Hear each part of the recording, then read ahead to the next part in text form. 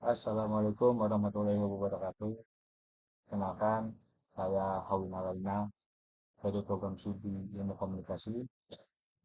Di video kali ini, saya akan menjelaskan sebuah materi, yaitu menerapkan sebuah komunikasi organisasi di dalam sebuah tokoh kepemimpinan. Nah, di sini saya mengambil yaitu tokoh Elon Musk, yang dimana Elon Musk ini tuh seorang pengusaha dan inovator terkemuka. Dikenal karena kepemimpinannya di perusahaan seperti Tesla Motors, SpaceX, dan The Boring Company.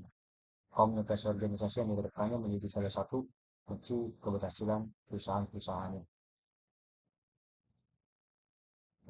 Nah, baik, selanjutnya pentingnya komunikasi organisasi dalam kepemimpinan. Yang pertama yaitu menjaga keselarasaan. Komunikasi yang baik membantu memastikan visi dan tujuan dipahami secara jelas oleh semua anggota tim. Dan yang kedua, mendorong kolaborasi dengan komunikasi yang efektif. Ide dan gagasan dapat berpindah dengan lancar di antara berbagai bagian organisasi. Yang ketiga, meminimalkan konflik. Komunikasi yang terbuka membantu mengurangi ketidakpastian dan konflik yang mungkin timbul di tempat kerja. Selanjutnya yaitu prinsip-prinsip komunikasi organisasi yang diterapkan oleh Elon Musk. Yang pertama, transparansi. Nah, transparansi ini sangat penting karena Elon Musk itu memprioritaskan transparansi dalam berkomunikasi dengan para karyawan maupun publik. Jadi, ketika melakukan sebuah komunikasi mendapatkan informasi itu sangat transparan, jadi tidak ada yang tertutupi maupun karyawan ataupun publik semua bisa mengetahui. Dan yang kedua, penekanan pada inovasi. Komunikasi organisasi oleh Marx sering sekali menekankan inovasi sebagai bagian dari visi perusahaan.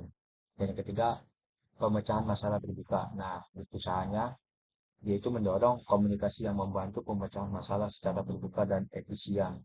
Jadi, ketika ada konflik besar maupun kecil, dilakukan secara terbuka.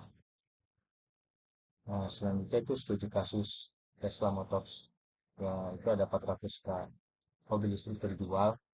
Nah, penjualan Tesla telah mencapai 400 ribu kendaraan listrik dan 17 miliar dolar keuntungan dalam beberapa tahun terakhir. Nah, ini berbagai keuntungan menjadi seorang CEO ya, atau owner dari sebuah perusahaan ketika kita menerapkan sebuah komunikasi organisasi di dalamnya. Jadi ya memberikan kita dampak positif juga, baik dari segi penjualan dan keuntungan. Nah, selanjutnya dari SpaceX itu landing Falcon 9 100% dan landing Falcon Heavy Booster 100%. Nah, yang terakhir yang ini selanjutnya The Boring Company. Yang pertama tuh kan membuat rancang konsep terowongan. Nah, pengembangan konsep terowongan inovatif untuk mengatasi masalah kemacetan lalu lintas. Yang kedua, konstruksi prototipe, membangun prototipe terowongan yang efektif dan aman di bawah kota-kota metropolitan. Dan yang ketiga, pengujian dan implementasi, mengujikan teknologi terowongan untuk meningkatkan mobilitas kota. Nah, apa aja sih tantangan dalam menerapkan komunikasi organisasi yang efektif? Nah, selain ada proses juga di sini juga memiliki tantangan. Yang pertama, konsistensi, menjaga konsistensi pesan di seluruh organisasi dan dalam jangka waktu yang panjang.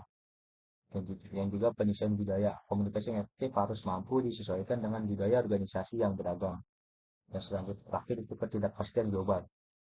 Menavigasi ketidakpastian geopolitik dan ekonomi yang dapat berdampak pada komunikasi organisasi. Nah, karena tiga tantangan ini sebenarnya sangat sekali wajar dihadapi, apalagi kita mempunyai bisnis ataupun sebuah perusahaan.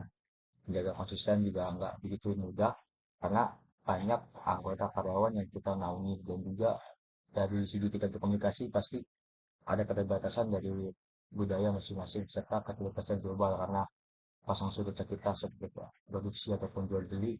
Jadi kita melihat global, pasar global, bagaimana kita menciptakan harga dari produk kita. Nah, selanjutnya, apa aja sih manfaat dari penerapan komunikasi organisasi yang baik? Yang pertama, keselarasan visi organisasi. Dan komunikasi yang baik, sebuah anggota tim bergerak menuju tujuan bersama. Dan yang kedua, kultur kerja berkualitas.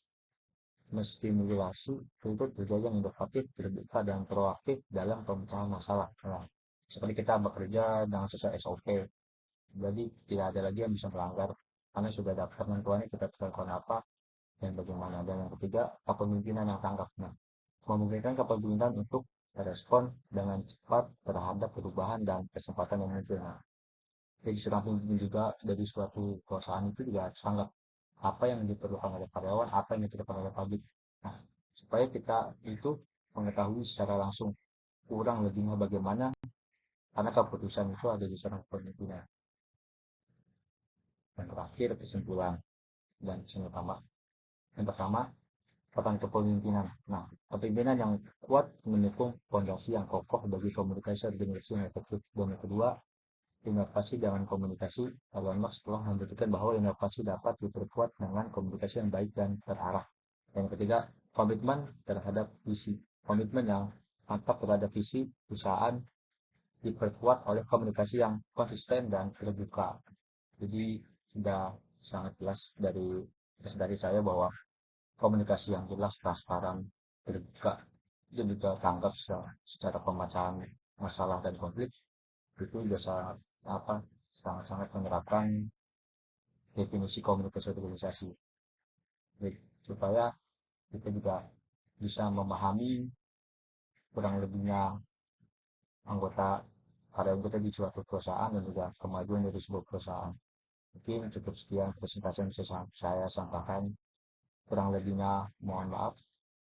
Wassalamualaikum warahmatullahi wabarakatuh.